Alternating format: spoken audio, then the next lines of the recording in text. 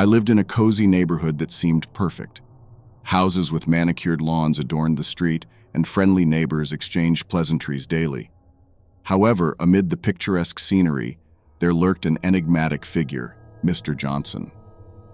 A mysterious man, he resided in the house at the far end of the block, a residence that stood in stark contrast to the well-maintained homes surrounding it. His dwelling, a decrepit Victorian relic, was engulfed by overgrown vegetation, casting an ominous shadow on the otherwise cheerful neighborhood. Mr. Johnson was a recluse, rarely glimpsed beyond the confines of his property, except when he ventured out to retrieve his mail or tend to the unruly garden. Despite attempts by the neighborhood to extend friendly gestures, Mr. Johnson remained shrouded in mystery, his unkempt appearance and piercing stare triggering an unsettling sensation whenever one encountered him.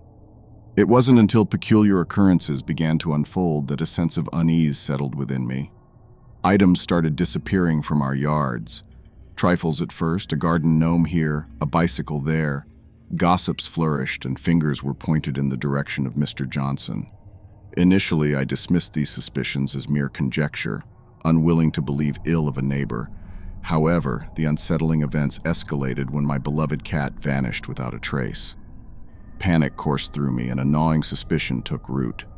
I couldn't shake the feeling that Mr. Johnson was somehow involved. Summoning my courage, I decided to confront him. Knocking on his door, I was met with a creaking noise as the ancient door reluctantly swung open, revealing the dimly lit interior of his abode. What I stumbled upon inside would haunt me indefinitely. His home resembled a macabre museum, a labyrinth of eerie artifacts meticulously arranged on shelves. Taxidermied creatures gazed with glassy eyes, and peculiar trinkets adorned every corner. Yet the most harrowing sight lay in the center of the room, a glass case containing an array of pet collars, each tagged with a name. My heart sank as I recognized my cat's collar among them. Without uttering a single word, I bolted from the house, gripped by terror and repulsion. I reported the distressing encounter to the authorities, but Mr. Johnson remained an enigmatic figure in our neighborhood. The chilling reality of his unsettling hobby sent shockwaves through our community, and whispers of caution lingered whenever his name was mentioned. To this day, I can't shake the feeling that his cold, calculating gaze still lingers on me, even when I'm safely ensconced within the confines of my own home. The sinister aura of Mr. Johnson's secrets and the horrors concealed within his residence remain an unsettling reminder that sometimes the most terrifying dangers can lurk right next door, disguised behind a facade of normalcy. The neighborhood had been abuzz with excitement for the block party, a tradition that brought us all together for food, music, and laughter. As the festivities kicked off, I couldn't shake off the feeling of unease whenever Mr. Thompson joined the crowd. He lived on the outskirts of our community, a recluse mostly, and rarely seen at such gatherings. His presence at the party felt jarring, his gaze lingering a little too long on the children playing or the unsuspecting guests mingling. He wore a fixed smile, but something about it never reached his eyes. Conversations halted when he approached, and an eerie silence settled wherever he stood. Despite the discomfort, nobody dared to confront him. As the evening wore on, the atmosphere shifted, and people started leaving one by one until only a few of us remained. It was then, in the dimming light, that I noticed Mr. Thompson talking to a group of kids in a secluded corner. My heart skipped a beat. Something about their hushed conversation felt wrong. I approached cautiously, and my blood turned to ice when I heard him offering them gifts, an array of peculiar trinkets from his pockets. The children, mesmerized, started following him towards the edge of the park. Alarm bells rang in my head, and I hurriedly intervened, pulling the kids away and confronting Mr. Thompson. He chuckled softly, his smile now twisted into a disturbing smirk, and whispered cryptic words that sent shivers down my spine. Before I could react, he vanished into the night, leaving behind an unsettling sense of dread. I escorted the kids back to safety and informed the adults, but Mr. Thompson was nowhere to be found. The police were called, and investigations revealed a chilling truth about him. his past dotted with disturbing incidents involving children in other neighborhoods. My stomach churned at the realization that we had narrowly averted a potential tragedy.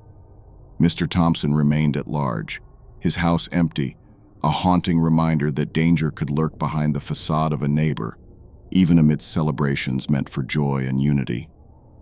The party ended with an air of disquiet, the once vibrant gathering now shadowed by the chilling encounter, and the community vowed to remain vigilant, knowing that sometimes the most unsettling dangers could come from the most unexpected corners of our neighborhood.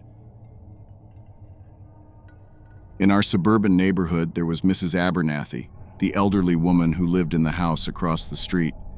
At first, she seemed like any other neighbor, waving hello and occasionally exchanging pleasantries. But as the days passed, I noticed her always lingering by her window, watching my little brother Tommy whenever he played in the front yard. At first, I brushed it off as harmless curiosity, but her unwavering gaze began to unnerve me. Tommy, being oblivious to the unease, continued his play while I kept a cautious eye on Mrs. Abernathy. Her fixation on my brother grew unsettlingly intense. I tried to rationalize it, telling myself she was just lonely or had a soft spot for children. However, when I caught her taking photos of Tommy through the window with a camera equipped with an unnaturally long lens, a shiver ran down my spine. I confronted her, demanding an explanation, but she simply smiled and said she adored watching children play, claiming it brought her joy. Uneasy and disturbed, I kept Tommy inside more often, trying to shield him from Mrs. Abernathy's unnerving interest. As days turned into weeks, her behavior escalated. She started leaving gifts on our doorstep, small toys and candies accompanied by handwritten notes expressing her fondness for Tommy. I was alarmed by her obsession and feared for my brother's safety. My parents didn't fully comprehend the gravity of the situation, dismissing it as the kindness of an elderly neighbor. Determined to protect Tommy, I installed security cameras around our property, hoping to catch Mrs. Abernathy in the act. One evening, the cameras revealed her true intentions. Footage showed her sneaking into our backyard, peering through Tommy's bedroom window as he slept. My heart raced with dread as I watched her approach his window, her face contorted in a disturbing mix of adoration and something darker. I rushed to Tommy's room, finding the window unlocked and slightly ajar. My blood ran cold. I woke my parents and showed them the footage, their expressions twisting from disbelief to horror. The police were called, and Mrs. Abernathy was arrested for attempted trespassing and stalking. Investigations uncovered her troubled past, a history of obsessing over children in previous neighborhoods she'd lived in. The woman was a complete psychopath. Tommy was safe, but the ordeal left us all shaken, realizing how close we had been to a potential tragedy. I still to this day suffer from trust issues gained from Mrs. Abernathy. Mrs. Abernathy was institutionalized, her house left empty, yet the memory of her haunting fixation on my brother remains etched in my mind, a chilling reminder of the darkness that can lurk behind a neighbor's seemingly benign facade.